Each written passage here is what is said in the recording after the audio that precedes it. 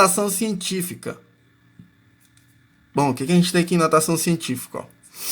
Temos um número n, um determinado número, tá? Qualquer valor, multiplicado por 10 elevado a e, que é o expoente. Tá? Ele segue essa seguinte regra, onde esse valor n aqui, ó, tá? O valor desse número n, ele deve ser igual ou maior que 1 e menor que 10. Tá bom? Maior ou igual a 1 e menor que 10 em módulo. Tá bom? E é um número inteiro. Tá bom? O número aqui do expoente, ele deve ser um número inteiro. Ele não pode ser um valor aí com vírgula, tá? O expoente e, ele será positivo. O expoente e, aqui, ó, ele será positivo se o número que for utilizado ele for maior que 10. Se o número utilizado for menor que 1,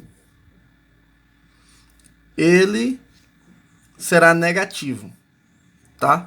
O valor E aqui do expoente, ele vai ser negativo se o valor for menor que 1 e vai ser positivo se o valor for maior que 10. Por exemplo, a gente tem que colocar aqui alguns exemplos, ó. O valor 890. Se eu for representar ele na notação científica, ele vai ficar da seguinte maneira, ó. Vou olhar aqui, ó. Vou andar aqui, a gente tem uma vírgulazinha imaginária, né? Uma vírgulazinha imaginária aqui, ó. Então, eu vou caminhar aqui algumas casas até que eu fique com um valor que depois da vírgula, né, onde ele esteja entre 1 e 10, que é para poder obedecer a minha regrinha aqui, tá? Então, ó, tem uma vírgulazinha imaginária aqui. Anda aqui uma casa, 2, 8,9. O 8, ele está entre 1 e 10. Então, a minha vírgula acaba aqui. Por que eu não podia acabar aqui? Porque 89 não está entre 1 e 10. Né? Então, anda mais uma casa. Então, coloca a vírgula aqui. E 8,90 vezes 10. 890 é maior que 10. Né? Então, o valor aqui positivo. Eu andei duas casas. Então, o valor aqui do expoente é 2. Tá? Outro exemplo. Tenho aqui esse número enorme, né? 75.243. Aqui a gente tem a vírgulazinha imaginária. O número é maior que 10. Então, vamos andar aqui uma casa. Ó. Andamos uma casa, continua maior que 10. Mais uma, continua maior que 10. Outra, 75, ainda é maior que 10. Mais uma, o 7 está entre 1 e 10. Então, vamos parar a vírgula aqui, ó. Colocar 7,5243. Agora conta aqui quantas casas que essa vírgula andou. 1, 2, 3, 4. Então, vezes 10. A quarta. Como o número é maior que 10, então o valor aqui do expoente positivo. Tá bom? Outro exemplo aqui, ó. 0,02. A minha vírgula tem que andar para a esquerda ou para a direita? Para a direita, né? Então, vamos andar aqui para a direita, ó. 1, 2.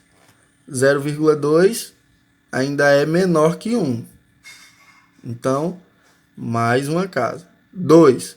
O 2 ele já está entre 1 e 10. Então, 2 vezes 10.